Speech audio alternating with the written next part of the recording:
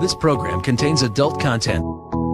Is there a God? Big atheist. Really? What, am I an idiot? Come on. That yes, it would be nice if you could throw your sins and your responsibilities on someone else. But it's not true. It looks like far-left lunacy. I don't believe that it's true that religion is moral or ethical. You don't need to follow anybody! It's not human intelligence! If someone doesn't value logical consistency, what logical argument are you going to give them that will demonstrate that they should? Welcome to the Godless Revolution. Today is Monday, June 11th. This is episode 210. I am Dan Ellis. I'm Ryan Duffy. I'm Ryan Duffy.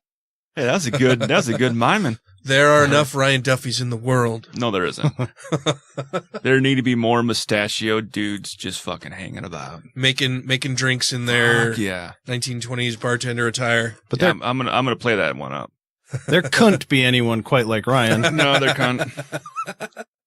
What do you guys have been doing over the last week? I got to shoot a really big gun on Saturday. Oh, I saw your video of that. Was that on a plane? What was? No, that was in a tank. Oh, well, it wasn't a tank. It was an M109 Paladin. Okay. It's basically a howitzer cannon mounted to a tank. But because you were I was inside of it. Inside something. Yeah, I was inside of it. So it's what was technically it, M101 Paladin? M109 Paladin. M109 Paladin. So technically it's not a tank, even though it's a tracked vehicle. M109 howitzer. Yeah, it's a howitzer. That's the gun on it.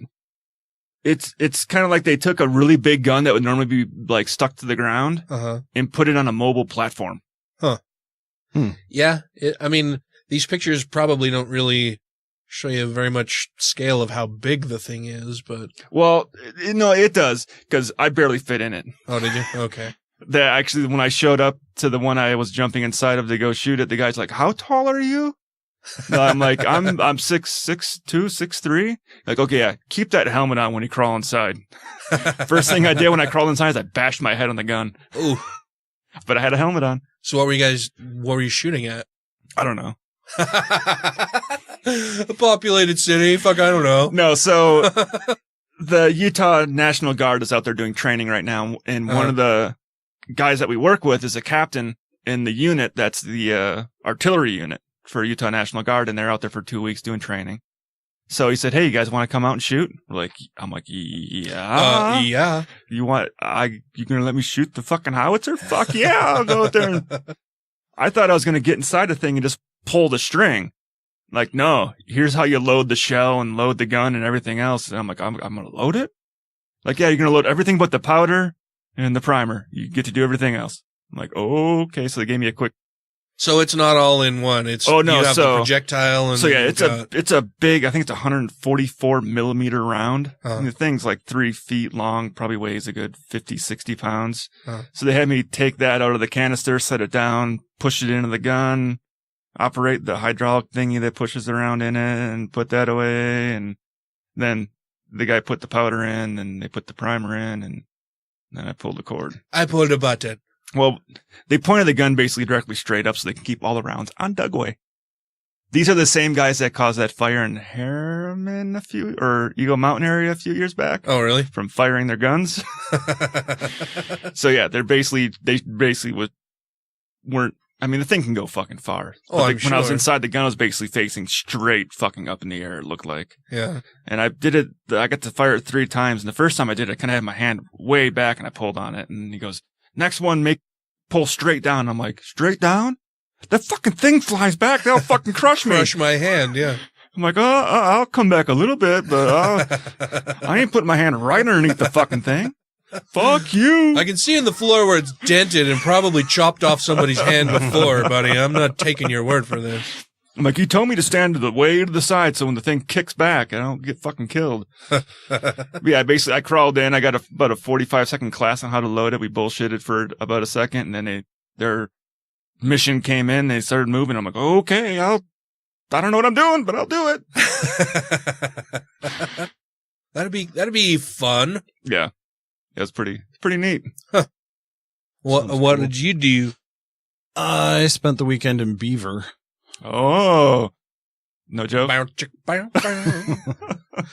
Yeah, it was all right because there's a lot of family in St. George, and so we just kind of met halfway and had a little reunion thing. A little family powwow. Yeah. Was it an official family reunion? Yeah. Yeah. Yeah. Huh. Lots well, that I'm sure was just lousy with Mormons. Whenever we have a family reunion, I'm like, oh, do I have to go? Really? Like, I'm going to hear people use phrases like, oh, my wagon. And, and that sounds like dumb shit like that. Talk about, like, and that's all they talk about. All they talk about is church.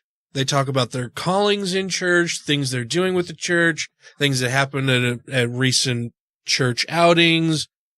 Yeah, this isn't that bad. Good for you, because that's what my family reunions are all about. And I'm like, can't we like play kickball or something? That'd be great. Play some volleyball or horseshoes or something. I played golf. I played my first.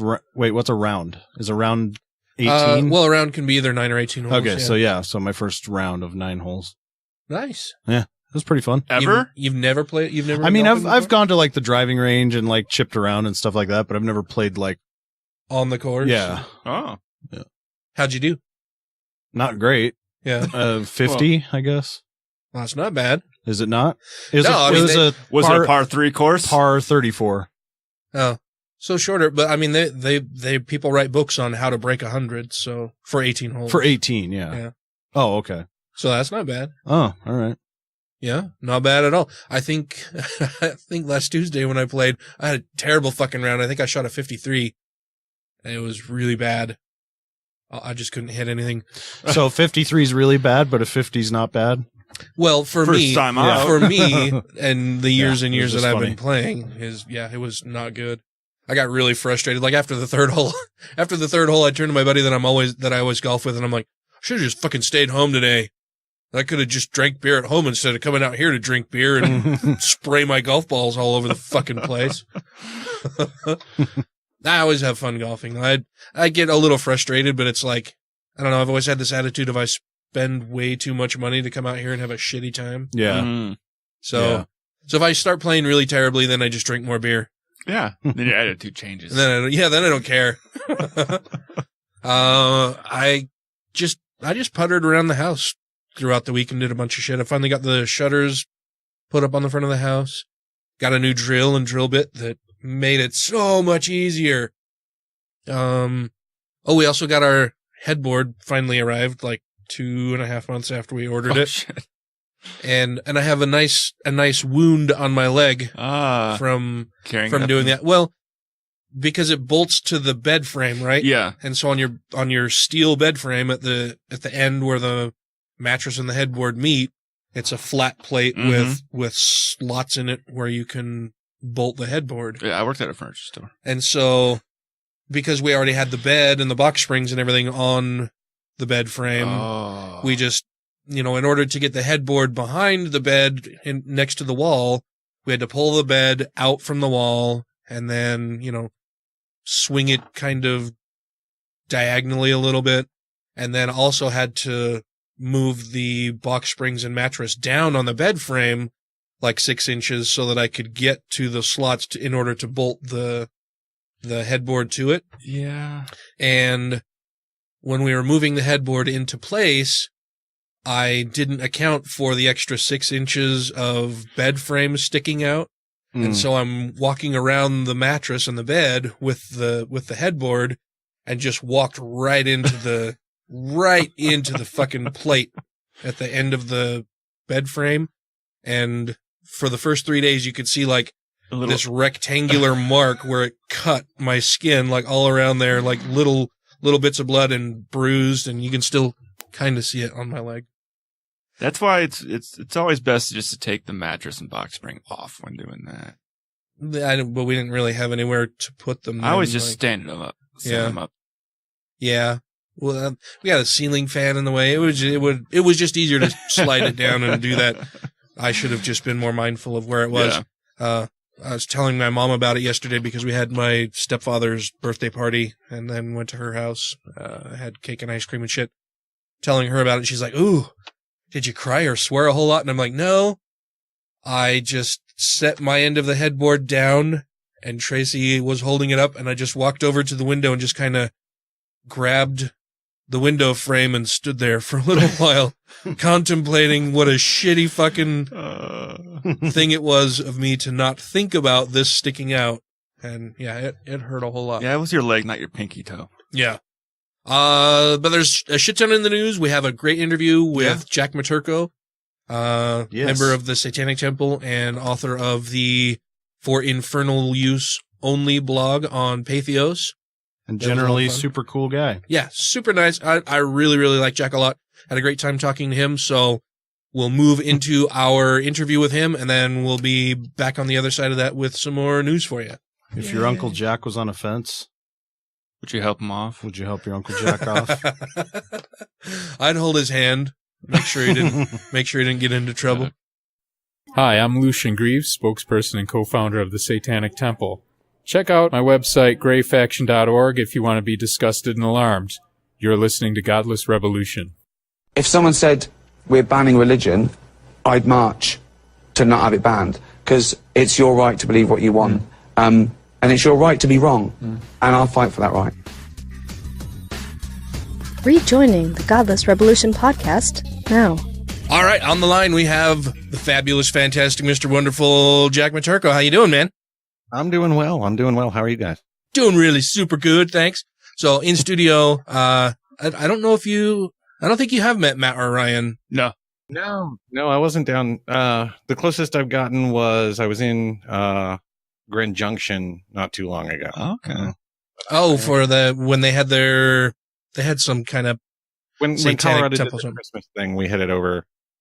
We headed out there. Yes. Very nice. So tell us a little bit about yourself, Mr. Matirko. Well, I am I don't think I'm a struggling writer. I think I'm doing okay as a writer. I write for Infernal Use Only on Patheos, which, as far as I know, is the only satanic blog that they have going. Ooh, aren't you special? Well, hey, people. And I also do the Naked Diner podcast. Which is a very fun show. How did you get started with the Naked Diner? Well, I had done podcasts before, way back in like 2012 or whatever. I did. We started doing an atheist show with me and a few friends of mine. And that lasted about a year and a half. And then I did another solo project for a little bit. And then Andrew Hall from Laughing Disbelief hit me up and he's like, I'm thinking of starting a show. I'm like, well, I'm not doing a show right now. I've got all this equipment. Let's make that happen. And so we just started reaching out to everybody who we could, who would like to be on the show. So we just sit down and talk to him. And Andrew's a very fun guy also. You guys have a lot of comedians on the show. We do, because Andy has a pretty good stand-up background, and he manages to somehow convince people to talk to us. I'm usually amazed whenever he gets somebody who I know, and I'm like, wow. It's an amazing time to be alive when you can get people who have CNN shows to talk to you when you're in your closet. Yeah. Yeah, I had a great time with you guys in Oklahoma for the American Atheists Convention. Yeah, that was a really fun time. That was a good convention. Well, and you only went out there because your roommate was one of the speakers, right? Yeah. Andre was, he rents my garage. And yeah, he had a speaking engagement and he was like, well, they give me like, a couple comp tickets. So why don't you come out? I'm like, okay. Nice. That was fantastic. I was so happy to see you guys there.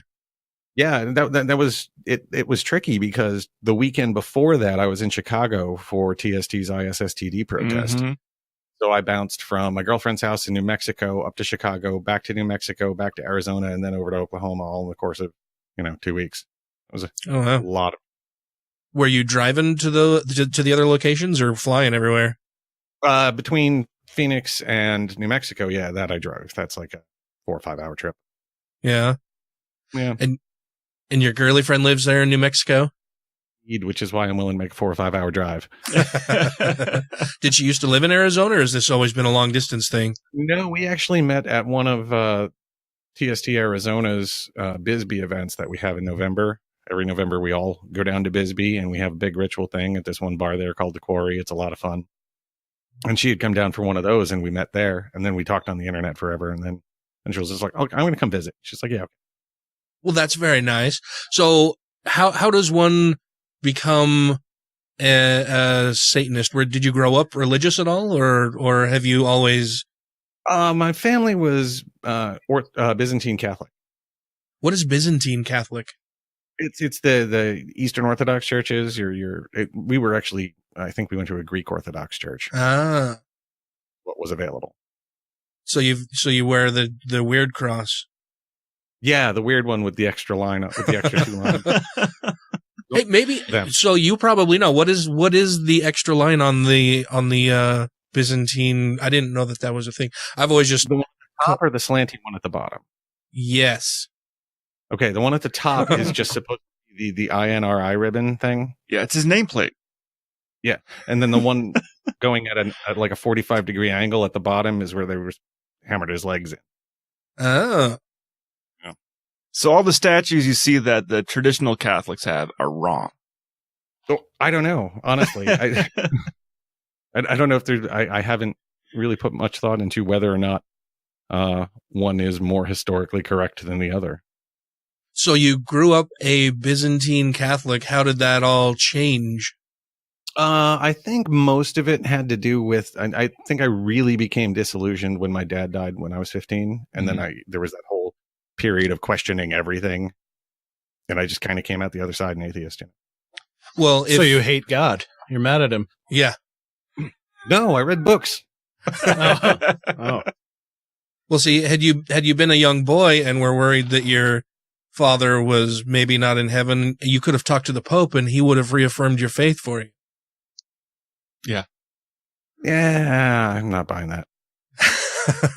Well, I don't know if you saw that story, but it was a young boy was worried that his atheist father was burning in hell, so he asked the Pope about it. And the Pope. Oh, is this when the Pope said that atheists can go to heaven? Yes. Yeah. The Pope lied to this little boy and said, "Oh no, I'm sure your father, because he was a good man, is in heaven." Yeah, saying that having never met the boy's father. Yeah. Well, I mean, that should be the Pope's job, if you ask me. Console people. Yeah. I mean, it's good. I mean, yeah, it's a tough spot. Like, what is he going to tell this little kid? Oh no, your dad is definitely burning in hell, and if you do the same things your dad did, you're going to go there. I mean, but at least then he would be consistent. Yeah, it'd be consistent, but well, I don't know. I mean, they seem to have their set of rules that if you don't follow, but the Catholic dogma is so weird because it's has so many things that diverge from the actual text of the book at this point. Yeah. So you started reading a whole bunch of stuff after the passing of your father. I'm very sorry to hear that, by the way. I was unaware of that. What I was was 15? It's more than half now, so yeah. What types of things were you reading, and did they lead you immediately to Satanism, or were you just atheist first and then you started reading more about Satanism? How did that all play out? It's interesting because in high school I went through like a witchcraft phase, which I think a lot of people in our community does. Yeah. But then around the time I got to college was when I started reading like Douglas Adams and stuff. Mm-hmm. And I think like that bit in The Hitchhiker's Guide with God vanishing in a poof of logic was one of those things that really did it for me. And so then you were just an atheist, right? Yeah. That was probably about 10 years or so. Well, I guess, when the Satanic Temple came along and I started following them, I was like, oh, this is interesting. I might be able to get into this. So then as they did more and more stuff, I kept tracking them and I was like, oh, well, okay. I kind of get where this philosophy is going. I kind of like it. And then Stu and Michelle asked to give that invocation in Phoenix. And I was like, I'm in. So here's a question you never get. Are you an atheist or a Satanist? I'm both. Yeah. So what do you mean when you heard that Stu and Michelle were going to do the invocation, you said you were in? Well, I think what really did it about that particular thing was when I really started thinking about where there's a gap in what atheist groups can do, because there is that line of, well, you're not a religion. Mm-hmm. And therefore we get to exclude you from, interfaith stuff and those kinds of things. And being able to have a thing that you say, this is my religion, these are my positive values, it really helps in being able to go into any kind of situation saying, look, we're asserting these positive values. These are our deeply held beliefs, and we demand equal representation for them. Yeah. So you hadn't been a Satanist before TST was around? It was just when they... No, I mean, I had read my Satanic Bible, and I read Aleister Crowley a bit when I was in college too, and that kind of thing, but it never really clicked to me. And because like LaVey was always very might makes right and a bit too authoritarian for me, I think, ultimately. Mm-hmm. And then when TST just seemed a much more resonant experience of the same ideas. Yeah, that's one of the things that I've mentioned about TST several times on the show is what I love about it is it does so perfectly fill that niche between, organized religions and atheism in saying, hey, if you want to be inclusive of everybody, then you have to be inclusive of actually everybody. And you have to offer those same benefits to every type of religion, regardless of whether you like that religion or not. Right. Even those ones that are based on the worst guy in your entire book. Who, when you really read the book, doesn't seem like that bad a guy. I don't think he's that bad of a guy. I mean, he is the one that wanted to give us knowledge. Yeah. Well, I mean, that's part of the metaphorical interpretation of that story, right? And they always gloss over that bit in church. It's always, the evil snake made her do the thing she wasn't supposed to do. And you're like, yeah, but you call it the tree of knowledge. Yeah. We need to talk about that part. That's a serious question. Yeah, they don't seem to want to really talk about or delve into the details there. It's just, oh no, snake bad, God good, people talk to snake, which is bad. God said not do that. That's bad too. Yeah, and that kind of gets into the whole, like, is it good because God says it's good, or is it good and therefore God says it's good kind of thing? Yeah, the divine command theory stuff where... The Euthyphro's dilemma. Yeah, where is it only good because God said it, or would it be good regardless of whether God had said it or not? And then he's just a messenger boy, and we don't need him anyway. Yeah, and if he is just a messenger... Yeah, if it would and only there's be also good... a bit of entrapment there too, right? Like there was no way in that story that they could possibly know that it was wrong to not do what God said. Right. Yeah. Because they didn't know what right from wrong was until after the fact. Yeah. So it's entrapment. Exactly. Yeah. Don't put the fucking tree there. Yeah. It's your fault, man. Or at least kick the snake out, right? Like one of those two things. You can't put that combination of things there and then be mad at all of humanity. The snake was there, or? Yeah, it's bizarre. Present my ass. Well, yeah, it's like he set them up to fail on purpose. Like, yeah, exactly. Oh, I can't wait until you eat from this fruit, and then I get to fucking murder all kinds of people. This is gonna be awesome. Yeah, what's the point of any of that? Well, yeah, I mean, and if the point was that we couldn't progress for some reason without having eaten the fruit and learning those things or whatever, and so for some reason it was absolutely necessary, then take out the entire, like, the punishment of all of humanity and the painful childbirth and all of that stuff that goes along with eating it. Like, if it's a necessity, just do it and then move on. Like, I don't get it's so sadistic. I think Eden was playing by the ignorance is bliss rule. What? Eve? Eden. The Garden of Eden. Just be ignorant of everything else in the world, and you get to be happy. Just don't have any knowledge of anything else, just what I give you. Right? I'm sorry, what was that? And that is the other side of that takeaway, is it's like knowledge is bad. Yeah. Just stay dumb and happy and let whoever's in charge of you tell you what to do. Right. We've got the president for that now. We've got the right guy in charge. And you're a Tea Party guy, right? Is that? I say that to everybody. I should start saying alt-right, because now there's a new right-wing Tea Party. Yeah. Is it still alt-right now? It's not just Jordan Peterson sycophants? Or? Thank you. I fucking hate that guy. I get so tired. We were talking before we were talking to you. We were talking about how, we did a show about Jordan Peterson 2 weeks ago. Yeah, just kind of off the cuff and on the fly, because I was having a conversation on Facebook with a friend and who's new to hearing some of the things that Peterson is saying, and he's like, honestly, he doesn't sound like that bad a guy. And then I made this post with a short clip of Jordan Peterson, and he responded back and he's like, oh no, that's a really short thing. You should watch this whole interview. And so he gave me a link to that. And I think he also gave me a link to, Joe Rogan. Yeah. Discussing it with a couple other people. And it's like, it was bad enough in the short 2-minute clip that I watched, and he wanted me to watch these other things. And the clip from Rogan was like, Rogan and the people he was talking to just flat out lied about what Peterson had said. And then I watched the whole Peterson clip with Ryan, and it's like, it's even worse. Like, it's even worse when you have to hear him talk about it more. He just makes everything so much worse. The 2-minute clip was more than generous to him, I think, in light of how much more shit he said during the full interview.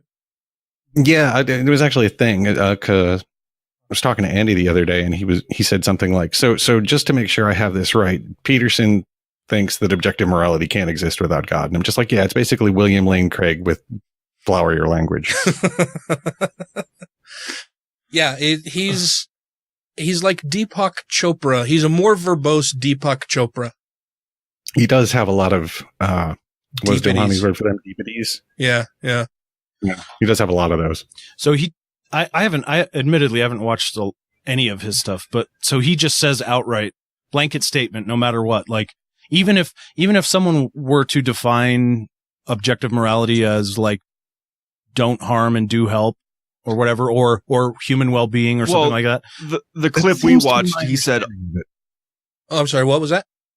I said, that seems to be my understanding of what he's saying. Yeah. That you can't have objective morality without a God. Yeah. That's weird, man. I don't understand that. Yeah. Well, and then when you try to pin him down on things and try to make clear exactly what he is saying, you'll have a 2-hour conversation with him about the definition of the word truth. Right. That episode of Sam Harris's podcast with him. I spend a lot of time. The way people watch Netflix, I watch like philosophy videos and debates and stuff. Uh-huh.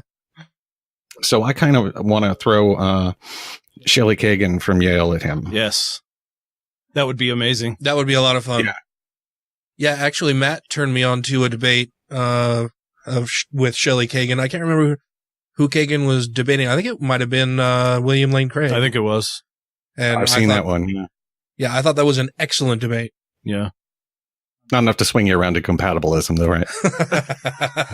Not entirely, no. Wait, are you a compatibilist? I don't know. I think I get to a point where either we don't have free will, but our brains convince us that we do, or we do. And either way, if you spend all your time thinking about it, you're not going to get anything done. Sure. Yeah. So at some point, I just put it down and say, it doesn't really matter in effect either way for me. Yeah, I suppose it doesn't really matter. Yeah, I think in the sense of how I operate day to day, I'm a compatibilist because, it just because it seems so apparent and obvious that, yeah, I make a choice here and I make a choice there and I pick this and I pick that. And, I'm the master of my own destiny and I'm the one who gets to choose what I want to do. But when I sit back and really examine it, it's like, oh yeah, no, I understand why I would have picked this over that. But can you tell the difference between what feels like freedom and the instincts that are driving you and the desires you can't account for? No, you can't. So what feels like freedom may not be. Yeah. So like I say, I think, in casual everyday things, I would say, yeah, I'm, I live my life as a compatibilist because it's not like I'm walking around doing things without any internal dialogue and explanation for the reasons why I'm doing them. But at the same time, I know that what guided me to those decisions wasn't really completely of my own making either. Sure. But I think ultimately, like the amount of math you would have to do to prove that is so ridiculous that nobody's ever going to do it. So everybody's just like, that sounds really hard. I don't want to do that. Yeah, I think if we really get down and say, you know, do I think that free will exists? Well, not necessarily, not in the way that we think about it anyway, right? Like we have this thing that we call free will. Right. But is it really, you know, a free choice? Can you do what you're not determined to do by just the math of the universe and all that? I don't think so. Yeah. So you're a soft compatibilist, it sounds like. Okay. I'll take that. Yeah. Oh shit. I'm trying to. Yeah, we've talked about free will a lot on the show, and yeah, I'm pretty much in the determinist camp, and I think that when Dennett talks about free will, it's more that he's afraid of the social implications of saying that there's no such thing as free will. So therefore, compatibilism is true. Yeah. Well, therefore we should. Yeah, therefore we should just act as if compatibilism is true, because the social implications of saying that, you know, these murderers in prison really didn't do this of their own free will and volition, well then that it's going to cause all kinds of freakouts. So until we can totally reform all systems around that. That makes a much better case for rehabilitation instead of punishment. Yeah, absolutely. Oh yeah. Yeah. Yeah. But it's also the same argument you get when it's like, well, we shouldn't try to argue people out of religion because they need it. Some people need it. It's the exact same argument. Yeah. That's what he's saying. The masses need free will, so we just shouldn't say that there isn't any. Yeah. And he should know better. I mean, how would you prove how do you prove that they're not acting out of free will? There's no way to really do that math, I don't think. Yeah, I guess I don't look at it as a math problem. You have to take into account. All right. Yeah. Well, there certainly are variables. 6 years ago, I had a cheeseburger instead of a BLT. It's like, I'm trying to think of that movie with Jim Carrey where they monitored his whole life. The Truman Show. Truman Show. It would have to be a case of someone like the Truman Show, where their entire life is literally logged on film to be able to go through it and analyze it to determine what made him make this certain decision. Well, you'd have to do it with identical twins in two different places, so you have a control group. Yeah. Yeah, even that wouldn't work because experiences would be different enough. You couldn't create exactly the same situation. Well, but you want to see if they do the same thing while not having the same situation. I'm confused. That wouldn't work. Yeah. Yeah, that wouldn't. But I mean, yeah, anyway, we don't have to get into it. We're not going to solve that problem here today. So returning to Satanism, you started following TST and went to some of their events and decided, hey, this is for me. I'm all in. Yeah. And then when I got more into the deeper philosophy of it and stuff, it's something about the story of it that really resonates with me, and the reading of it about this character that is unjustly maligned, taking on a totalitarian dictator. It's a wonderful story. It's a much better story than the other one. Yeah. He is the underdog. He is. Yeah. And we don't get his account. We only get bits and pieces from the God story. Yeah, he doesn't exactly. And really, when you talk about, the character, because you can talk about what exists in the story, of which there's not a whole lot, although there's a really good video from the people in TST Dallas that they put out talking about all that stuff. But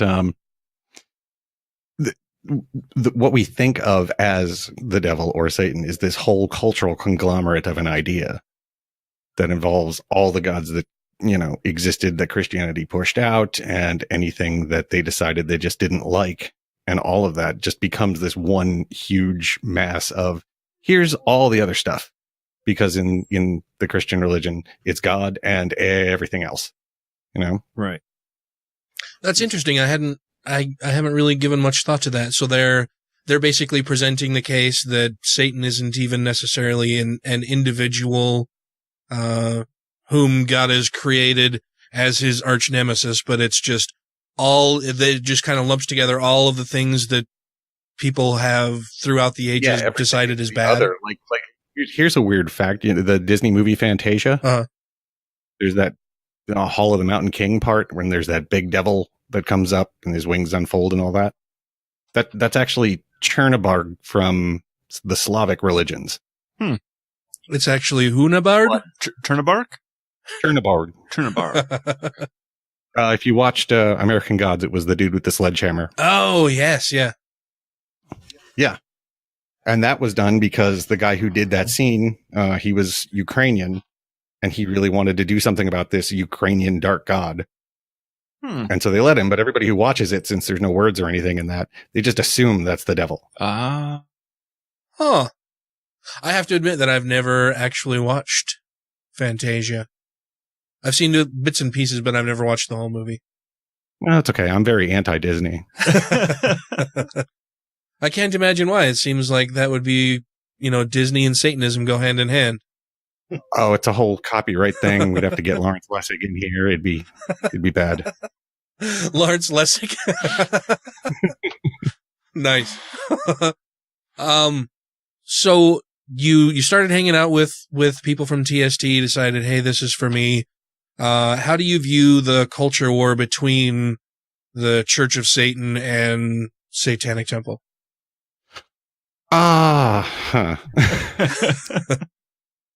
To me, it seems like Church of Satan is really, I get what they're trying to do. They're trying to protect their brand, right? Well, yeah, it's like they think they think that they own, it's their own intellectual property that people are co-opting. Yeah, and I have a couple problems with that but my biggest issue, at least in terms of, whether because I think you can be a Satanist without being a part of any group, and that's fine. But if you're looking to join a group and your options are TST and the Church of Satan, I don't understand what that $250 that I give the Church of Satan actually would get me. There's no political push or anything. There's no trying to improve your community. There's a sense of community there. I don't think they'd necessarily agree to that, but it is there. Yeah, I donate to TST because I agree with the political side of it. I guess you'd say with the actions that you guys take and like everything you're doing with like the 10 Commandments monuments, the pushing for women's rights, for abortion, for everything. I'm like, I agree with everything you guys do. So I'm like, hell yeah, I'll donate money to you guys. Well, I'm sure Lucian appreciates that. He's a good guy. We got to meet him. Well, me and Dan got to meet him. Dan's met him. You met him a couple times. Yeah, I've met him a few times. He's a very nice guy. And you actually were in Salem last week, hanging out. I was. He wasn't. He was over in Detroit for something or other. I don't know what. Aha. So I didn't get to him, but I did see him in Chicago a couple months ago. But you had gone out to Salem. Was that just for Sarah's talk? It wasn't just Sarah's talk. Stu did a talk too, and one of our other members, Carl, did this really cool thing about absinthe. Carl the Satanist. That's a good character. Well, he did kind of talk about it in witch hunt terms, about how there are no hallucinogenic properties to it, and this, that, and the other thing, and the ritualization that grew up around it, and how it got the mystique that it has. And it was a really interesting thing. So that'll be up. I think he's going to put up the better quality video of that one soon. Nice. Sounds cool. It was a really fun talk. So tell us more about this. Was this an event with just a bunch of different talks from people at TST, or what was it? Yeah, it was funny because Lucian was supposed to be there when we planned all of this, and then he had to bounce out for some reason or another. And so they basically just turned over the keys of headquarters to Arizona for a week. Oh, that's not good. Oh, that's better than it was in the last. So yeah, we try and go out there about once a year and do a couple talks on something or other. And we've had Sarah Ponto Rivera on the show before. What was her talk about during this event? Yeah, she did a Gray Faction talk, which is what you talked to her about, because she's the director of that. Right. And that's the Satanic Panic era pseudoscience that leads to oddly still credentialed therapists. Yeah. To convince people that their parents are part of some strange, weird, global Illuminati satanic cult. The ISSTD. In the name of therapy, which is ridiculous. Yeah, I don't understand how these people maintain their medical licenses for this. Yeah, no, I think it's unconscionable the way those review boards work. Yeah, the criteria must be, are they Christian? It's not even that. I mean, there's weird bits of criteria where it's like, well, okay, no one's actually broken any laws. So. Oh, yeah. But doesn't people matter. have died. Yeah, it doesn't matter how much they've harmed their patients and the rest of society as a whole. They haven't really broken any laws. Right. Well, we'll just not worry about the ethics concerns. Yeah. Yeah. No, and some of them are absolutely outlandish where like, one person they're letting their patient rent their house and then introducing them to other patients and all these huge things that should be conflict of interest that you never hear about because the process, you write a letter to a review board and they take 3 months to get back and they ask some person's lawyer and they write a response letter and all of that. But for me, the thing I find most ridiculous about it is that because dissociative identity disorder, which is what they claim is the disorder that they're using to justify this recovered memory hypnosis stuff, is that since that DID is still in the American Psychological Association's DSM, that Medicare is paying for some of this stuff. You're talking like tens of thousands of dollars to these therapists. That's government money being paid for by taxpayers. That's going to total bullshit. Yeah. And as Tea Partiers, we're against that. And that's my pick for the Tea Partiers, right? And that's what you guys were in Chicago for. So how did the ISCD action go in Chicago there? Was it last month or the month before? It was a couple months ago now. That was interesting. Everything went pretty well with the exception of the part where they had planned to do a procession through the lobby of the hotel. And as I understand it, because I went down early and picked a vantage point to just watch everything as a responsible, objective journalist. But my understanding is that the people came down the elevator with their signs and all the doors open and there's 2 security guards right outside the door being like, nope, outside. We knew you'd be here. Fuck off. So what did you learn at the ISSTD? Well, I got to listen to the audio from one of their speakers. What's her name? Avanti or something like that. But her talk, they talk about things in such weird, concrete terms. Like they've got this almost like little world built up in their heads, and they say the strangest things about how, like, well, okay, the programming for this other lives in your hand, and like, what the fuck is that supposed to mean? Well, yeah, we know that the fields of psychology and psychiatry are definitely hard sciences, right? Like, that if you say and do this, then this is the outcome. Yeah, a lot of the time. Yeah, so that's just a big ball of crazy. And the reason that the Satanic Temple gets involved with it, obviously, is because so many of those people do have this idea of a weird Illuminati satanic cult that runs the world. But you don't? Or I think if one exists, they at least owe me a couple paychecks at this point, right? Yeah, I'm still waiting for my George Soros paychecks from those protests. Yeah, right. Where's my Soros money? And how did you get involved with the blog that you're writing now, the For Infernal Use blog? That actually, last time we were in Salem, last May, we were talking after one of the speaking events, and Lucian said something about how he had been emailing the editors at Patheos trying to figure out some way to get one of us on there.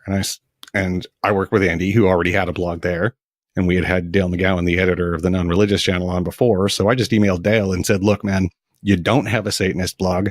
I think you need one. And he said, yes, I agree. Nice. That's a pretty easy in. Well, I mean, it's supposed to be a discussion on, interreligion faith stuff. So you didn't have one of me, and now you do. And I think you do a great job with it. We've used your stories a few different times on the show.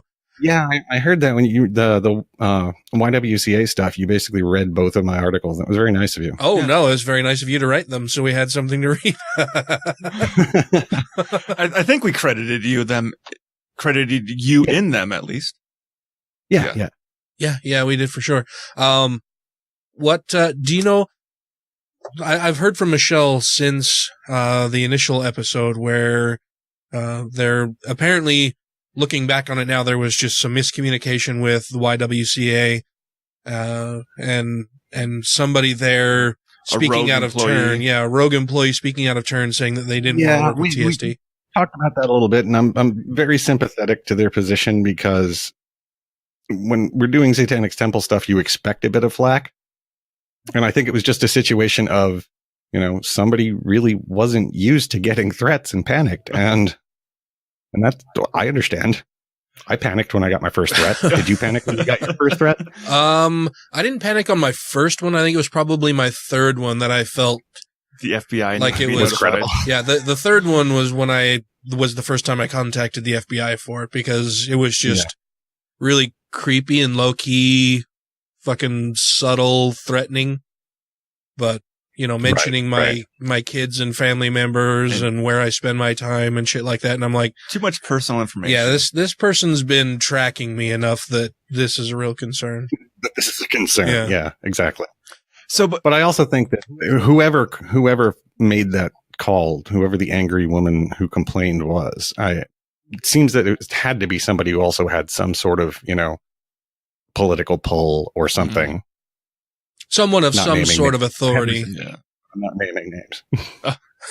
But one big question I kind of had with it, and I think we mentioned it on that show that I don't know if you'd be able to answer or not, was after they said they were no longer going to take the feminine hygiene products, you guys had already found someone else to take them, but then they kind of came back and said, oh no, we'll take them now. So is it just being split up? Are two different organizations getting to take part in donations from the Satanic Temple, or is everything just going right to, I think because of the way things worked out, everything is going to go with the flow this year. Okay. And then next year we can do something with YWCA again, or other chapters who want to run the same campaign can go to YWCA and talk to them about participating that way. I think that's my rough understanding. Yeah, we're wondering if one group got to miss out on the awesomeness of the Satanic Temple. No, I think it'll work itself. I just think that this year, the stuff that we collected, since we already agreed with the second group go with the flow, I mean, we couldn't back out of that after the fact. Yeah, that's kind of the way I was figuring it. It kind of went down, but didn't really know, and I was kind of curious. Yeah. And actually, that was really cool because when that happened, go with the flow. What they do is they don't just hand out new boxes of stuff the way that YWCA does. They put together little pouches. So they need those little carry pouches for tampons and stuff. I know all about them. Like a fanny pack, or I'm not sure. Just like a little, I don't know, like a little change purse size kind of thing. Huh. Okay. And well, they requested those. So Michelle put up a link saying, hey, we added some new stuff that this new group is looking for. And when I went to pick up the donations that week, there was an entire shopping bag full of them in one of the boxes. I'm just like, that is amazing. That is cool. I know that the TST has a lot of very, very ardent, enthusiastic supporters who are totally happy to help out with any initiative that the TST rolls out. So yeah, that's fantastic. We drag people out into the Arizona desert in the middle of the summer to clean up highways. We have amazingly dedicated people.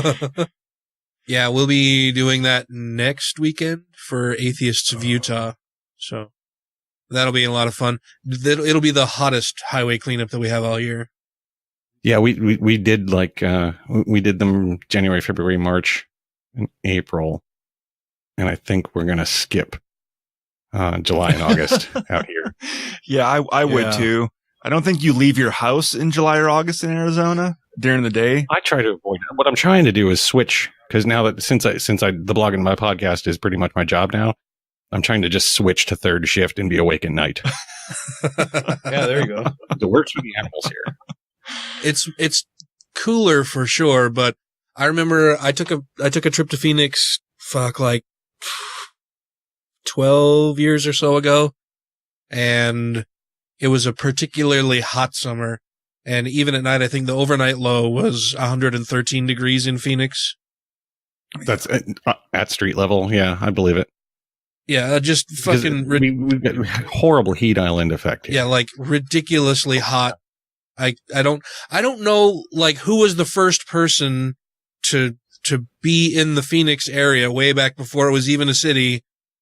And I can only imagine that they had to have been there during a cooler period or maybe wintertime in the area. Wasn't paved. Yeah, there's no pavement. Yeah, because otherwise it's like, who the fuck arrives in Phoenix and is like, hey, it's 110 degrees out here and everything flies, bites, and stings. Let's build some shit. It was a teenage girl, dude. And she was like, finally, I'm not fucking freezing. Having worked at an archaeology place for 10 years, the right answer is the Tohono O'odham tribe. Oh, okay. Just in case you're wondering. We're solving all kinds of shit tonight. We should have had you on the show much sooner, man. We could have had all of our really deep questions answered. So did you have to have two different coming out announcements to your family? So I know your father's dead. Is your mother still alive? Yeah. The atheist thing happened in college, so that wasn't too bad. Although for the entire time I was an atheist, she would say, I just wish you had something. That you just had something to believe in, or? Yeah, if you just had some sort of belief system or some sort of church group or something like that. And then the Satanic Temple thing happened. And she goes, well, not that. Yeah. Like, well, you said something. Yeah. You weren't clear. And do you have any siblings? Yeah, I have a sister. And is she atheist as well, or Satanist? No, she is not. I don't think she really gets the Satan thing, but at this point, now that she sees what we do and she sees all the stuff that we've been working on, I don't think she minds it so much. I think it still weirds her out a little bit, but I think she's come to terms with it. I think that happens with a lot of people as far as it relates to the Satanic Temple. They're like, Satan and Satanic Temple, that just sounds bad. I don't know why you do that. It just sounds terrible. Why would you do that sort of thing? And then you explain the tenets to them and the political activism and the humanism aspects of it. And they're like, oh, well, then I guess it's not too bad. But does it have to be Satan? Yes. Yeah, it does. Yeah. Poor Shalice and her interview with Jim Jeffries. But why Satan? Yeah. There's actually, I just reviewed a really good book called The Prince of This World, where his introduction, the first 15 pages, is just a very why Satan, because this is in this environment. If you're picking a deity, this is the one that represents the downtrodden, the underserved, the people who are frustrated. And so, yeah, go with that one. Yeah. Yeah, that's true. So you said that you've made a career now of the blog and being quite so much a career. I'm getting by. It's enough that I was able to leave my day job at least until Andre moves out. And then it'll be like, who else can I rent out my garage to? Yeah, who else can I rent the house to? Exactly. What were you doing before that? I was working at an archaeology company. Oh, that explains the knowledge. Mm-hmm. And what are you, an archaeologist by trade, or? No, I'm actually, English major by trade, so this is a closer. But I was their production designer and part-time IT guy. Oh, well, that's pretty cool. They need IT guys because it is my firm belief that archaeology and technology are diametrically opposed sciences. For now, but wait a few thousand years and then maybe they'll. No, because we would joke about that, doing like digital archaeology and having to figure out how to pull data off of, an old machine. A C64 basic code. Who remembers? Nobody. But there might be something good in there. Somebody has to look. Trying to pull stuff off old reel-to-reel tapes and yeah. Yeah, right. Heck, reel-to-reel floppies at this point is almost impossible. Oh, dude, I worked for a tech company in Salt Lake City where we were gathering real property data from the different counties, and there's no like set instruction on how they need to store or record or maintain any of their data, and it varies by county. And so for some of the more rural, remote, low population counties, when we would try to retrieve data from them for real property within the county, like they've all got all different databases, they've all got all different means of storage and recording all of the information. There was one county here in Utah where it was that they're storing all of their information on reel-to-reel tapes. So we had to go online and buy this ridiculously expensive reel-to-reel tape machine so that we could buy this information from the county and then have it in-house and decode it to be stored in our own internal database. Wow. Yeah. No, there's an awful lot of that. And Arizona's actually generally pretty good about it. But the weird thing is, like, when you're curating the archaeology data, it all gets sent off to the museum and you give them disk copies of everything. Well, what was it? The switch between Windows 95 and Windows 98, they took the leading 0 off of the floppy disk. So now it's like, oh, fine. Now I need to find a 95 emulator to figure out what's on this disk. Great. And floppy disk? Come on, man. I don't think I've had a machine with a floppy disk reader in it for a decade now. Yeah, probably around there. You can get ones that attach through USB. Yeah, external ones, yeah. That a modern computer can actually read? Uh-huh. Wow. Yeah. It can read it, but there's no guarantee that your operating system knows what to do with the data. True. We've recognized something with some digibits on it, but we don't know what the hell to do with it. Yeah, we can show you the binary. You can print that out, and good luck. Well, it's been an absolute pleasure talking to you and having you on the show. I'm gonna flip the script on you and say, is there any questions you have for us or anything else you'd like to say? Ooh, gee, I don't know. When's the next time you guys got something going on? Oh, we've got something going on every week. What do you mean by when going on? Oh, any kind of American Atheist or Utah Atheist type event. Oh shit, man! Atheist of Utah has stuff going on all the time. We've got Godless Cocktails every first and third Thursday. We've got our annual ice cream social coming up. Our camping trip is coming up. Our Adopt a Highway cleanup is coming up. We've got board elections next month, for which we have yet to wrangle anybody nominating themselves to be on the board, which is don't look at me. Not a great thing so far. There has kind of been like a dip in enthusiasm. I think everybody's just kind of burned out on Trump, and everybody should just take a day or two. Yeah, dude, it's been really rough. Like, I've been involved with Atheists of Utah and served on the board for the last 7 years, and keep trying to bring in other people to help run it and volunteer on the board and everything. And it's like, nobody wants to put in the time, or they don't have the time available, or they're just disinterested. But then I'm sure that there would be a lot of people upset if the organization just folded and went away.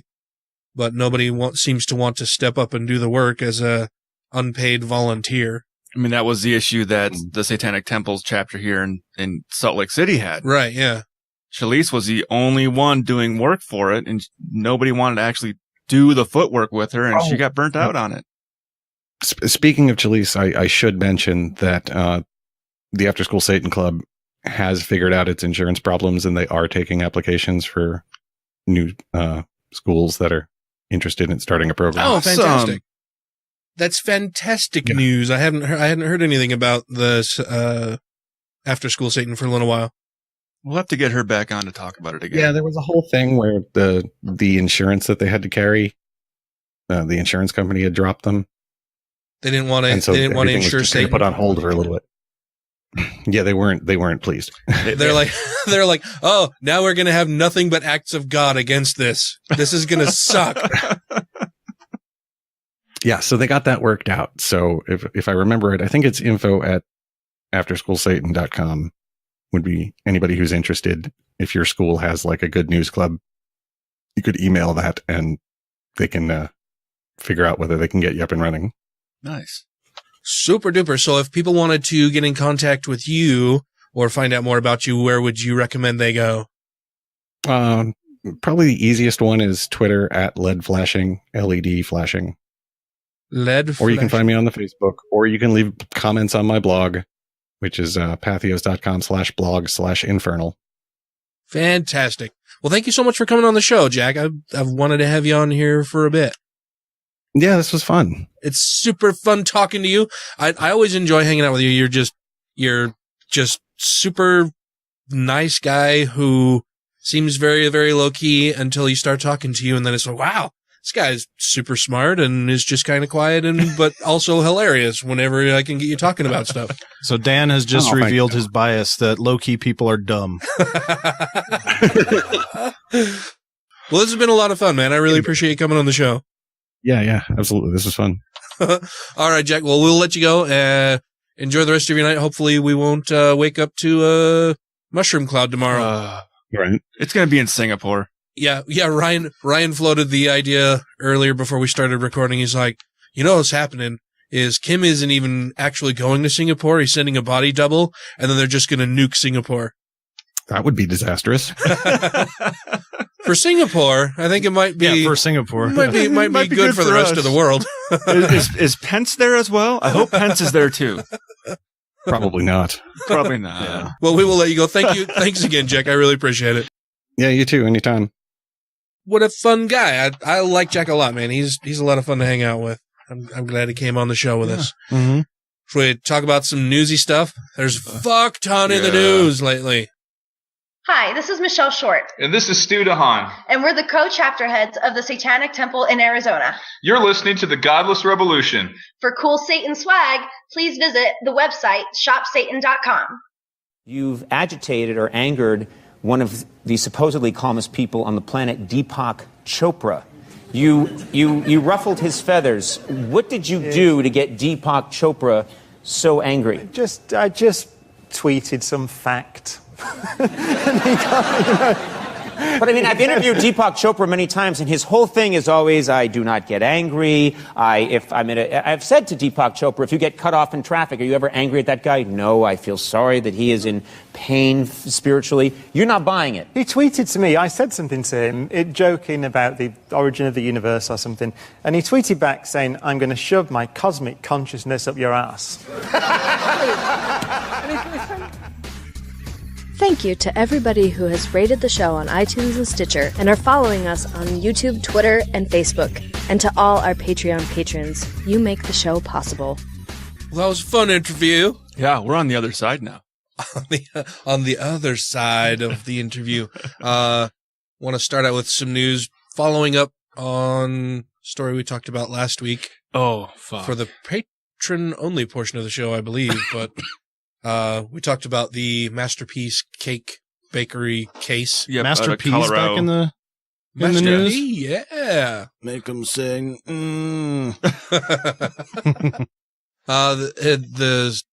This comes to us from LGBTQ Nation. It says this church sign is making waves in that anti-gay baker's backyard.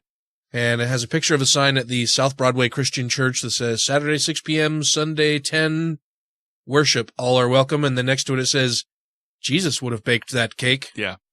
See, that's a good sign.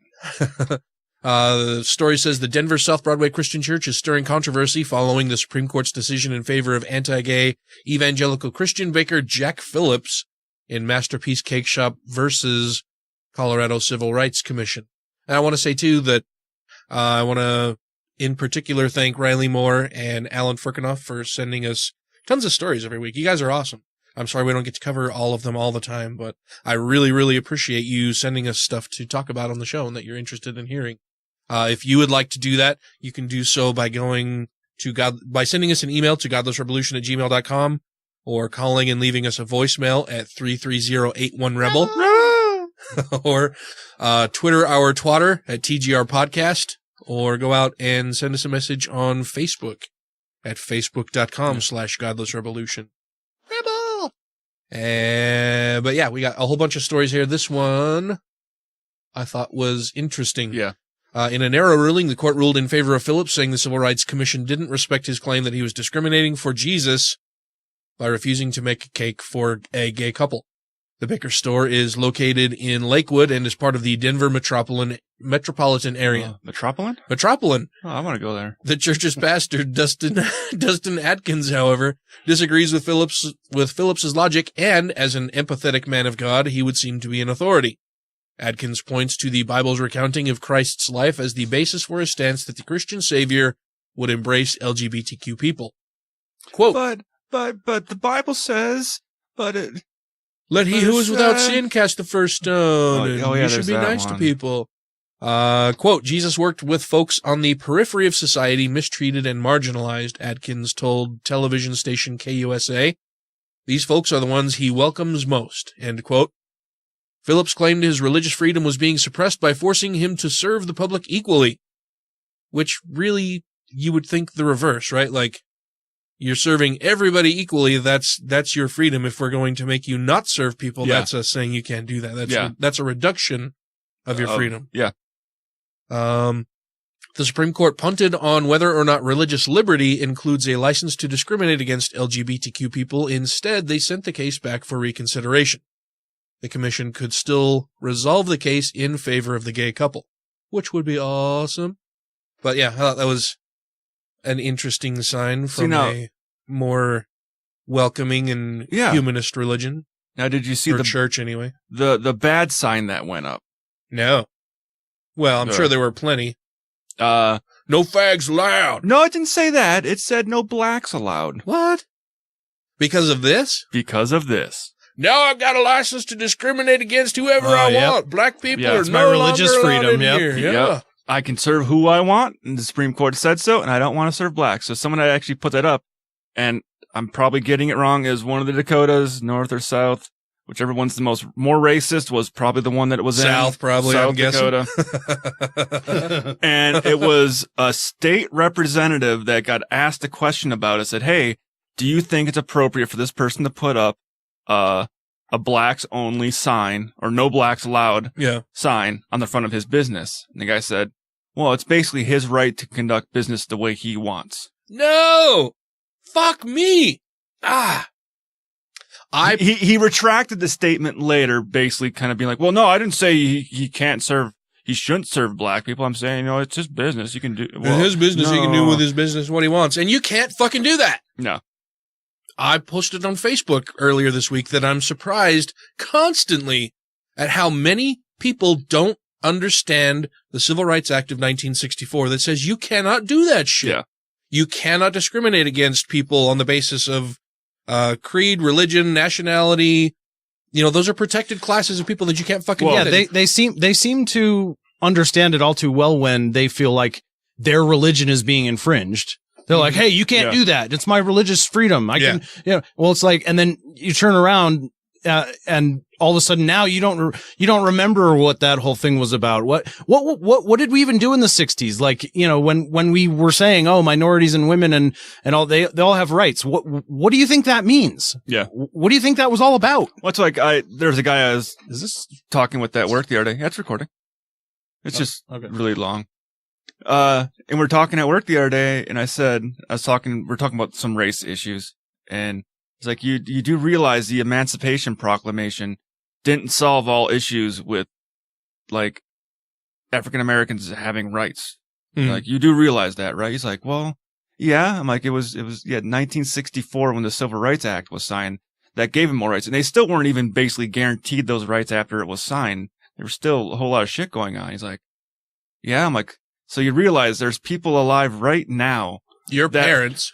your parents' age that were rejected service at stores or restaurants and places because they were black.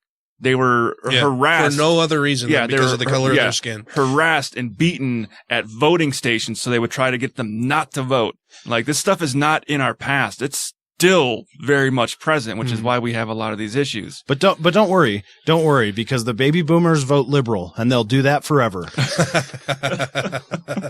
But then he kind of like realized, he's like, oh shit, like, I never even really thought about it like that before. Like that, there are people that are still have these wounds from those days, because people who are living today who lived through that, who lived through Jim Crow, who lived through the Civil Rights Act. Now, granted, he was a younger 20-year-old Utah educated kid, so you probably didn't get the correct history lessons and stuff. Probably better than a lot of schools in the South, but probably, but not very great. Yeah. But when you thought about it like that, I'm like, there's people alive whose great grandparents were fucking slaves. Dude, I have arguments with people every fucking week who don't know what the Civil Rights Act is or does, or that it even fucking exists. It's this libertarian brain that takes over. And they're like, that's exactly. Everyone can do everything they want without government saying anything about it. That's what it is. It's his business. He owns it. He should be able to do whatever he wants. Just like the Bundys should be able to do whatever they want. David Koresh should be able to do what he wants. Yeah, that is exactly who I have these arguments with, are fucking libertarians, young libertarians who don't know what the fuck they're talking about. Well, that, and I think people don't realize how close in history we actually are to these events. Yeah.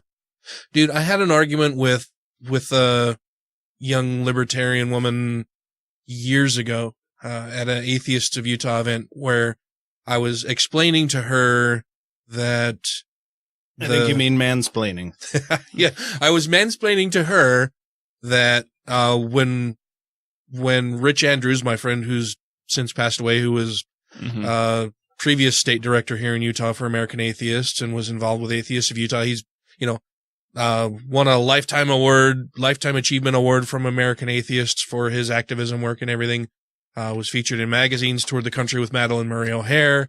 Just a great guy that was involved with Brian Bernard here in Utah for the Utah State Highway Patrol crosses case, where the Highway Patrol was erecting crosses with names of fallen Highway Patrol officers, but they were doing it on public land. And so Richard and Brian filed a lawsuit saying, hey, you can't do that. This is public property. You can't erect an inherently religious symbol on public property. Correct. And that went all the way up to the Supreme Court, who ultimately just ruled, no, we're going to kick it back down to the previous court's decision that said, no, that's illegal and you can't do it.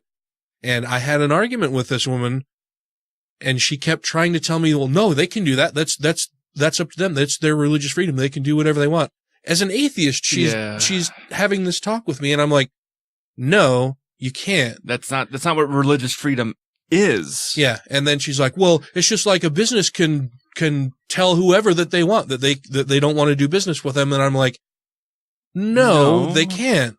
There's the Civil Rights Act that sets up specifically protected classes of people that you cannot discriminate against because of these immutable characteristics.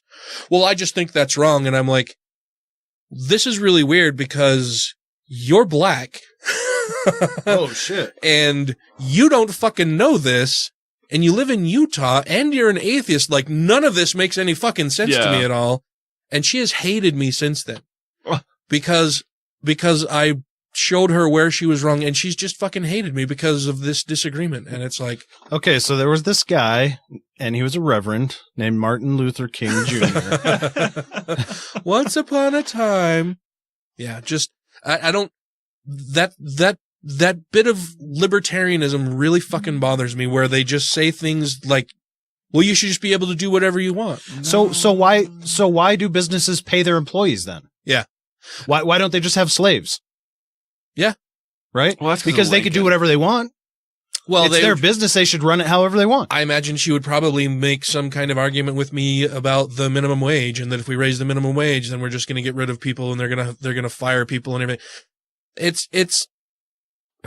So I have a lot of libertarian leanings. I mean, there are a lot of things that come from libertarian thought that are good and valuable. That, we should make it so that our government isn't fascistic and doesn't tell people exactly what they have to do all the time. You want to have a limited government. Of course, everybody fucking agrees with that, except fascists. But that does not mean that businesses can do whatever the fuck they want. Yeah.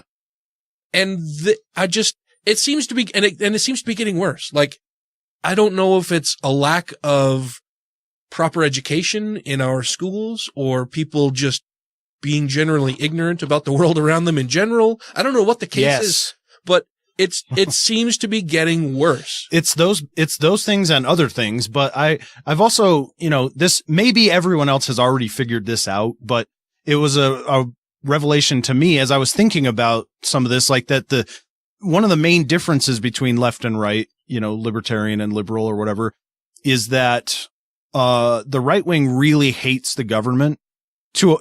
Not the police and not the troops when they can virtue signal that they're awesome people for supporting them, even though they'll kill them in a second if it comes down to it, because that's what they need their guns for. But they hate the government and they prefer corporations. They want corporations to run things and not the government. And liberals distrust corporations and would rather have the government have control than the corporations. And that's a big conflict, and we end up talking past each other. Yeah. Well, and I think the difference there too is that people who have the view that we should have governments in place to control these types of things, is that we then have a check on those systems of government by way of our vote. And I've noticed that a lot of the libertarians think their vote means nothing, and so it's pointless, and so they don't participate. And they want to vote instead with only their wallet. Well, you can do both. You can do both. You can have a government that you vote in and can remove through the power of the vote in the next voting cycle, but you can also stop giving your money to organizations and companies with whom you have a philosophical disagreement. You can do both. It doesn't have to be one or the other, and we're better served by having a government in place that we vote into service of the people, who sets strict limitation on the types of harms and damage that can be done by corporations. Absolutely. It's like they don't seem to get that. Yeah, I always wanted to be able to boycott Chick-fil-A, but since I've never eaten there to begin with, it's kind of hard to boycott something you've never It's my continuing, never-ending, and never really started boycott of Chick-fil-A. Yeah, it's like, well, they never had my business to begin with, so... I've eaten at Chick-fil-A a few times in the past, but I haven't for several years. I was a KFC guy. I was a KFC guy. Then I moved from KFC to like deli chicken. Deli chicken? Yeah, like going to like Smith's Deli. Oh yeah, it's way much better. Yeah, and it's less. Well, you still pay about the same amount, but you get more food. Yeah, yeah. So. And it's better. It tastes better. It tastes better. Yeah, it's not super processed and shit. Yeah. I like to get the rotisserie chickens at Costco. You can do everything with those. I can shred it. You just eat it the way it is. Wait, you make it past one sitting with the thing? Well, you can get a couple and then, assign them different tasks for your tummy. Okay. Different tummy tasks. They're good in burritos. Oh, yeah. Yeah. Well, like I say, you can just shred them, do whatever with it. Make chicken salad. I'm going to start talking like Forrest Gump here in a minute. Like I did last week. Not Forrest Gump. What was his friend's name? Bubba. What was Bubba's last name? Was it just Bubba? I don't remember. Anyway. What was his last name? Benjamin Buford Blue. Was that it? That was his name, I think. Huh. You know who will know is Dr. Dan Morris. I know it's way off topic, but you know who almost played Bubba? Huh. Tupac. Really? Yeah. No, really? Yeah. That's part of the, when I was listening to I'm listening to a podcast right now where they're talking about the murders of Tupac and Biggie. Uh-huh. And Tupac was trying to do more acting. And one of the roles he wanted to go try out for was for Bubba. I can't imagine Tupac in that role. I think the guy they picked That's why he didn't get it. Was much better, yeah. Yeah, but so Masterpiece Cake Bakery is a bunch of fuckery. Yeah. And I don't know. I get really tired of having those conversations with libertarians because they just don't know what the fuck they're talking about. It's not going to sort itself out. They don't take their arguments. They don't apply that same line of thinking to any other scenario. You know what I mean? They don't say, well, then why are we paying people for their employment? Why do we stop at 40 hours? Why don't we just have everyone work 100 hours a week? You know, why do we give them any holidays? Why do we? They don't do that. They're perfectly fine to accept those liberal policies. Yeah, go ahead. I'll say the libertarian ideal is pretty much that the market will sort itself out and everything will be taken care of. Yeah. Yeah, like the invisible hand of the market. Yeah, the invisible hand of the market. Vote with my wallet. But what if the invisible hand of the market decides you're the one that no longer gets served? Yeah, or that you live in a place where there's one place to get a certain thing. Yeah. Where, like, you live in rural bumblefuck South Dakota, Tennessee, and South to Dakota, Oklahoma. And there's one fucking barbershop, there's one restaurant, there's one hardware store, there's one grocery store, and you're a black person living in that town, and all of a sudden, all of those places are just like, no, we're not going to serve black people. Yeah. Fuck you, go away. We're not going to serve you anymore. What do you do? And then the one grocery store gets taken over by an African-American family, and they say, guess what? No more white people can shop here. Libertarian policies have already been tested in this country. They were in full effect during the Industrial Revolution. We had children working overtime for $3 a year. You know, it was unbelievable pollution because there was no government to overreach and put regulations on the amount of stuff they could just blow in the air. Doors locked from the outside, so you couldn't even leave your fucking workstation when the place caught fire. Yeah, all the fat cat owners were making millions of dollars off child labor and pregnant women, not paying them anywhere near what they were worth. Couldn't even give them a living wage. Wouldn't give them a living wage, and polluted the shit out of the country. All because we just decided, well, the people who have the stuff get to make the rules. Mm-hmm. Oh, and that's what happens. And I don't know why anybody can have a viewpoint that is like, well, whoever's running a corporation has our best interest in mind, and we should just let them do it. Yeah. Let them set the rules. And you know who you can thank for it no longer being like that? Progressives. Wisconsin. Unions. And the unions. Yeah. Wisconsin had the first unions that fought for pay, child labor laws, and Saturdays and Sundays off. Yeah, these are progressive policies. Yeah. And now Wisconsin has fallen so far yeah. from those lofty ideals. Now we got Paul Ryan who says, fuck the unions. And Scott Walker. Yeah. Yeah. I had an argument with a really good friend of mine years ago. We had gone out to coffee. Atheists of Utah used to do a coffee chat every Thursday. We'd gone out to coffee, and then we would always go out for drinks and then sometimes food afterward. And we went to a sushi place after going to coffee, and we're just sitting there talking while we're waiting for our food, having a couple drinks and whatever. And I can't even remember what got us started on the topic. And I said something about unions and that, I was happy to be a member of the union at the IRS where I work now. And he said something like, unions are the most corrupt bullshit thing that we've ever come up with. And I'm like, were they more bullshit and corrupt than the reasons that they were created in the first place? Right. Like they didn't come into existence because life was fair and peachy for everybody. Yeah. But all I said was, really, are they more corrupt than the businesses and the actions that were going on that led to their creation in the first place?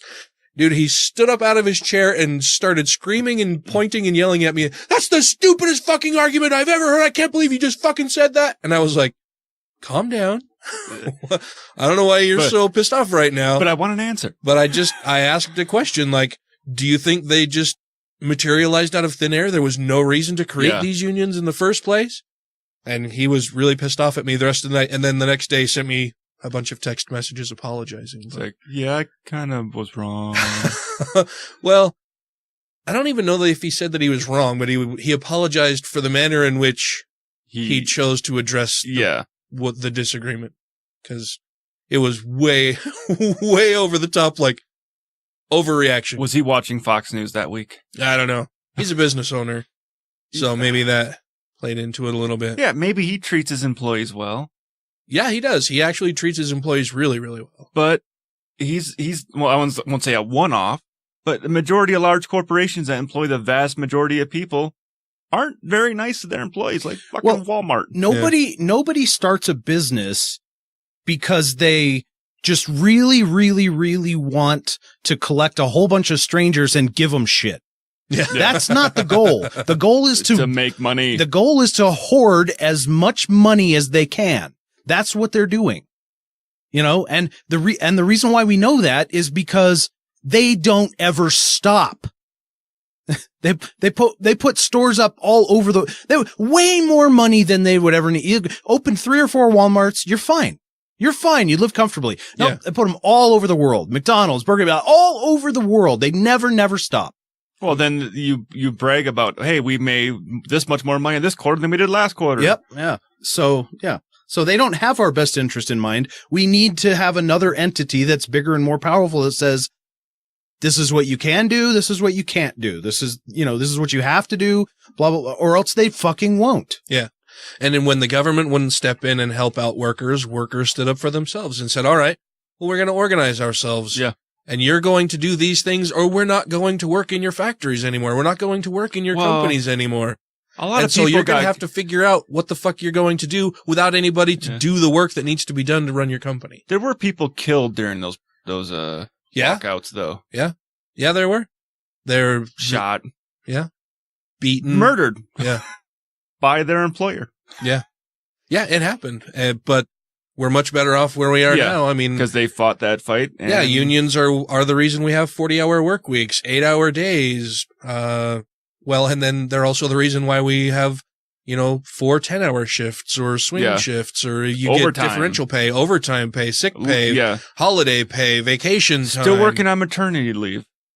In some places, yeah. Well, it's not a guaranteed. Yeah. It's a company by company. Yeah. Well, and all of these places aren't guaranteed for all of these things, but they're what led to all of these different things, like a 40-hour work week. And I think most of those rights are guaranteed. Most of the things we just kind of covered are pretty much guaranteed in the workforce if you're a full-time employee. Yeah. Are now law, but they weren't before. They weren't before. Yeah. If you're part-time, they can still fuck you. Yeah. All right, we got more stories to cover. Let's do those. Okay. My name is Mandisa Thomas, and I am the founder and president of Black Nonbelievers Incorporated here in Atlanta, Georgia. You may find us at blacknonbelievers.org. You can also find me on Patreon at patreon.com/Mandisa Latifa. And you are listening to The Godless Revolution. Religions undermine respect for evidence. Religions harm societies by disfavoring evidence in favor of faith, preferring mass hysteria, superstition, priestly authority, and the propagation of beliefs by cultural conditioning over controlled, careful, circumspect, public, unbiased inspection. If you have questions, comments, concerns, compliments, corrections, criticisms, or concepts for content, contact the show via email at godlessrevolution@gmail.com, by text or voicemail at 330-81-REBEL, or Twitter the Twatter at TGR Podcast. Thank you! This story comes to us from Church and State. Headline says, Pastor claims he has seen aborted fetuses hug Jesus in heaven. Oh, really? Did he have an NDE? A near-death experience? I'm just wondering how big them fetuses got in heaven to actually give a hug. I don't think they can really. Yeah, how do you hug a tiny little fetus? Yeah, I'm like, what if it's just like, yeah. Says the pastor Jesse Duplantis. I'm hoping that's the right way to say it, but I don't really care. Duplantis is a religiate of epic proportions, on par with the likes of Kenneth Copeland and the godfather of incomprehensible religiosity, Pat Robertson. One small difference makes this pastor, in scare quotes, even more deserving of the ridicule of those who use their brains. He claims to have been in heaven, seen everything there in detail, and to have all of the answers that the mentally disturbed faithful ask of him. In fact, he is now claiming that heaven takes on all aborted babies as well as any child who dies before the, quote, age of accountability, end quote. Speaking on aborted fetuses, he says any child the world rejects, heaven accepts. Okay, that is kind of odd. Does that mean the children that the Almighty does not allow to be born, and therefore rejected by God himself, are not accepted? That was probably just an oversight in his presentation, right? Well, also, if that's the case, then kill your babies as soon as they're born. Yeah. Yeah. Or abort them all. Yeah, abort them all. Abort then them they go all. straight to heaven. And so you should be so pro-abortion, it's crazy. because they go right to heaven. Yeah. Here's the rub. If the children who die are in the same looking body as they were when they died, or they wouldn't have appeared as children hugging Jesus in heaven, then what kind of heaven is there for a fetus?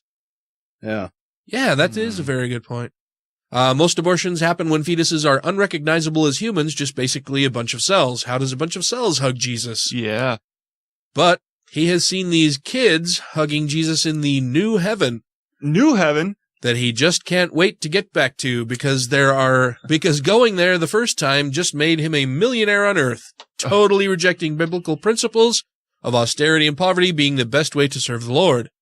I guess, though, that the irony of an angry Jesus in the Bible throwing the riches of the temple and flogging rich priests is lost on this rapture-seeking troglodyte. We skipped over New Heaven. Was there a remodel? Did he move to a new location? Did he, just upscale a little bit? It's just got new paint and carpeting. I mean, we call it New Heaven, but really it's the same old heaven. It just it's been refurbished a little bit. Okay. Seriously, this is a one or the other thing. Either there are children in heaven because they died as children, or they get new bodies that are at their prime, meaning no children. This charlatan is claiming not only are all bodies made new, there are children in heaven, including fetuses who are stuck at the age they were at death, which is clearly paradoxical and completely insane. Gross and inane. Watch this horrifyingly energetic fraud speak about his favorite fantasies here. Loading. Now I want to answer a few more of these great questions about heaven that you've been sending in. What I love about the technology, people just send them in. I wish I could answer every one of them. I don't mean to sound prideful. I have an answer for every one of them. I don't mean to sound prideful. I don't mean to sound prideful, but I'm going to sound prideful right now and tell you that I have an answer for each and every one of them. Because that's just me. I'm a smart motherfucker. One of them. That's not the issue, but complaints on television, we try to get as many as we possibly can. So let's go into this great segment. It's titled Ask Jesse, where you send the... Ask Jesse? That was very original. It's titled Ask Jesse. Ask Jesse. That's what I heard. Jesse's going to ask you to put his ass in a new plane. Where you send the questions and I give the answers. You ready to learn something today? Let's go do it right now, okay? Watch this. Watch this. Ask. Oh, it's ask. Ask Jesse. He's not ask Jesse. He's trying to be hip. Ask Jesse. From Andrew, he writes this. In Revelation 21, verse 2, it says, there's a new heaven and a new earth. Why is a new heaven necessary? Will it be different from the one you saw? Let me tell you why. Let me back that up because it has the Bible passage here. Revelation 21:2. Let's look that up, shall we? See if that's what it actually says. I want to see here. Revelation 21:2. There's also the before and after. And according to the King James Version of the Bible, it says, And I, John, saw the holy city, New Jerusalem, coming down from God out of heaven, prepared as a bride adorned for her husband. So that wasn't a new heaven. He saw Jerusalem, a new city on earth. The holy city, New Jerusalem, coming down from God out of heaven. That has nothing to do with heaven. Do you think that this sometimes they just say whatever the fuck they want and like put up a biblical passage, like refer to this, and they never figure Nobody's people will ever actually go and look at it to see what it says? Except for atheists, and that doesn't really matter. Yeah. Try a different version. Try the New International Version. Okay, let's see. If we go... Oh, yeah, we don't want the King James Version. Let's try the NIV, because that's one that a lot of people are using these days. What did I say? That's what you said. Yeah. Okay. Yeah. New International Version. And that says, I saw the holy city, the New Jerusalem, coming down out of heaven from God, prepared as a bride beautifully dressed for her husband. The only thing that changed was beautifully. Yeah. So that doesn't say New Heaven. No. It says New Jerusalem, which I would think would be a new Jerusalem on earth. Yeah. Yeah, so the question was in Revelation 21:2, it says there is a new heaven and a new earth. No, it doesn't say about either of that. It basically says, new heaven, yeah. Hey, guess what? We traveled over here. You found a new city. Whoa! From the one you saw. Let me tell you why it's necessary because the stain of sin is on this planet. Satan was on the earth when he sinned. So what about heaven? He went in to cause a revolution. Yeah. What about Satan? And why did God make Satan in the first place? Or why did he even give him the address to the earth? It's like, hey, homeboy, made this new planet. It's got these people on it. Don't fuck with them. Yeah. But here's the address. Go check it out. And if God is much more powerful than Satan, then why doesn't he just fucking get rid of him? No, he's got to be there to teach you people some important lessons. There's a plan in place. Yeah. He went in to cause a revolution. God has to give us a new heaven and new earth. Man, we're starting all over. It's going to be blessed. And the one I saw is the one that's already been created, waiting on us. My God, I can't wait till I go back. Oh, I can't wait till you go back either. So, I'm so confused by that. Huh. So, old heaven was basically just God hanging out in his house by himself because he hadn't created his human creatures yet to come join him in heaven. Sure. But then he created two human beings and Satan. Sent them both down here. Satan did something wicked. Ain't nobody gone to visit heaven yet because Adam and Eve are still here. Right. But then since Satan did something wicked. And they were immortal at the time before they ate of the tree of knowledge. He had to go and fucking scrap that whole place and build a whole new one. Huh. But nobody came to visit yet. Sounds like some really shitty planning. Yeah. Go back.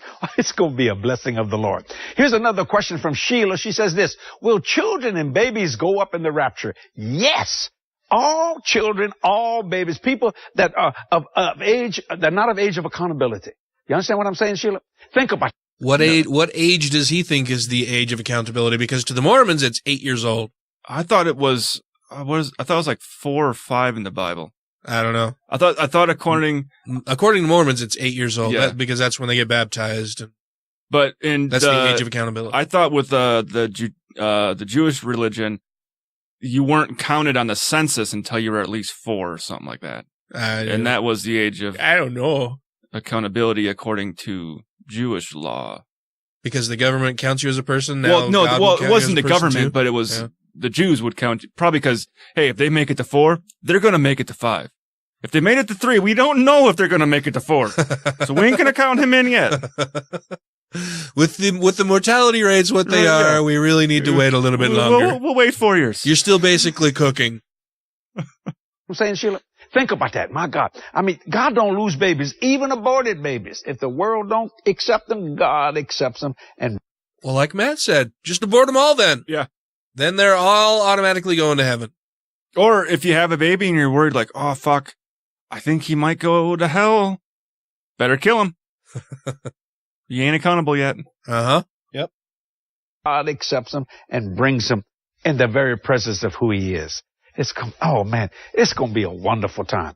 Here's another question from a person named Sherry.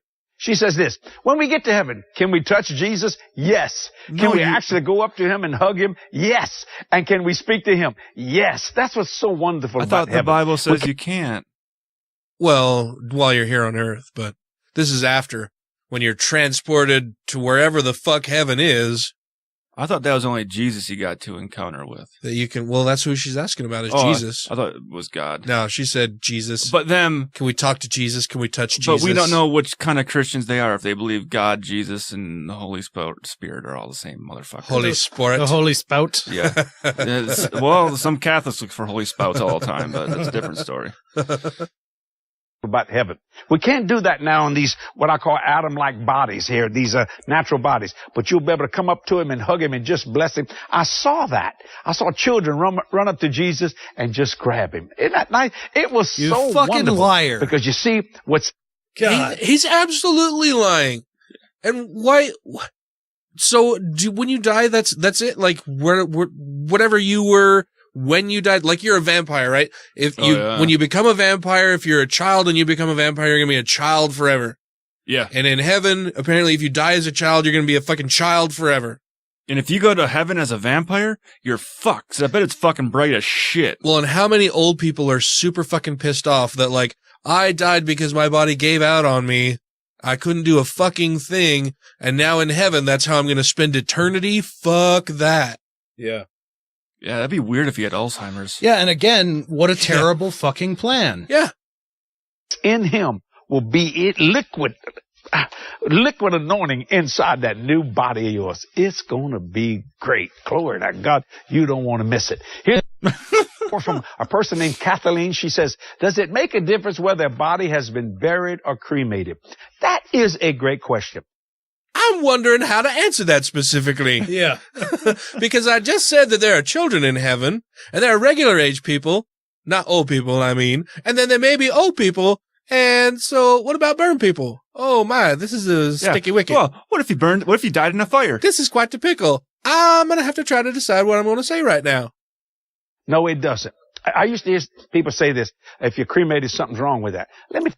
I remember my family being LDS. They were very, very, very against anybody being cremated forever because when Christ returns, he's going to restore your body. You know, he's going to bring you up out of the grave and restore you, whatever. And if you're cremated, there's nothing left to restore because it's just all ash. And if you get buried, there ain't much left to restore either. He just doesn't have anything to work with. And then my uncle died in a fire with third-degree burns over 90% of his body. And it was like, well, I guess maybe we could be. I guess maybe people could be cremated, and it's not such a big deal. Yeah. Wait, so there's something Jesus couldn't do? Yeah. Apparently, for my family at least, and I don't think it's limited to my LDS family. I think it was an LDS teaching for a while that you shouldn't be cremated because it makes work It's harder too hard for to God. I think, dude, he just needs to get a fucking dustbuster. Just use some water, man. It's basically you're just powdered person, right? Just throw a little water in there, mix it around. I want to get cremated and put just add water on the box. Non-dairy cremated. Tell you something. Didn't God start with dust? Didn't he start with dirt? So if he started with dirt and made Adam, he can certainly take care if you've had a person and your family cremated. So you ain't got to worry about that kind of stuff. Let me tell you something. You're dealing with God. He can do anything. Glory to God. We're going to have You can. a wonderful time at the throne. Maybe we should. You want to answer our question? No, well, we could send in questions to see if he would maybe answer them. But I don't know, just the whole ridiculousness of that. Well, like I said, in particular contrasted with my own family's beliefs until my uncle actually died. Yeah. It was one of those moments in my life that I look back on and go, well, yeah, that's just fucking stupid. Yeah. How is it that nobody thought of this until it happened to a member of the family? Yeah. And how many other things haven't happened yet to make them think about that? Yeah. It's like the thing Matt was talking about last week with the bombings during World War II. It wasn't close enough to you before. Yeah. Now it hit you right at home. Yeah. Fucking just people being unable to show empathy and think about what it would be like to live in another person's shoes, to actually do that, to go through the things that they've had to experience their entire lives and are still going through, and just being like, I don't really care because it doesn't affect me personally. Yeah, libertarianism. Well, that'll wrap it up for us this evening. For the regular portion of the show, we'll move into the Patreon portion where we will be covering more news stories that have happened throughout the last week or two. And I'm guessing we may talk about North Korea and Trump and Kim Jong-un speaking to each other. As we sit here, we've got the news playing in the background here so we can make sure that there's no nuclear weapons thrown around while we're doing the show. But yeah, that should be fun. Before we go, I want to make sure that we thank our Patreon supporters. That would be Vanessa, Michelle Short, Christy Kalbach, Numania, Alan Furr, Larry Wilson, Two Skeptical Chaps, Latamiko Fefe, Stephen Andrus, The Foz, Janet Uter, Jeff Peterson, Marius Kot Butrakowski, Utah Outcast, Megan Kennedy, Andrew Vodopich, Randy Hamrick, Jeremy Goodson, Angelica Pearson, Wesley Aaron, Savita Kuna, The Purple Dragon, and Taylor Gran. Thank you all very much. I really appreciate it. If you value the things that we're doing, if you like listening to the show, we would greatly appreciate it if you could show us how much you like it through monetary donations to the show. If you can't, give us gifts of money. Then it would also be great if you could share the show with your friends, talk about it, post about it, share links around, comment, like, subscribe, and send us messages, rate us on whatever platform you happen to be listening to your podcasts on. Give us 5 stars. That would be awesome. We would greatly appreciate it. It lets other people know that the show exists a bit more. Builds our notoriety, I guess. Maybe, I don't know. I'm not looking for notoriety. Visibility. It increases our visibility Yeah. for other people who may also be interested in the things that we are talking about. And so until next week, crucify those babies before they grow into full-size adults and Jesus can't hug them as easily. Fuck, that's really close to mine, but I'm going to say it anyway. Every time you leave a review, God hugs a fetus. And rate the show 5 times a day toward new heaven. Yeah, that's odd. I'm not sure what's going on there. Ooh. Boy, that's a bad idea. Well, the blips got bigger there. Don't touch that knob anymore. You guys mind if I practice the recorder real quick while we're waiting? Well, it'll go nice with the slide whistle. Yeah. I saw we got more comments on the Jordan Peterson one saying, you need to watch this video. Yeah, I just removed that one too. Did you?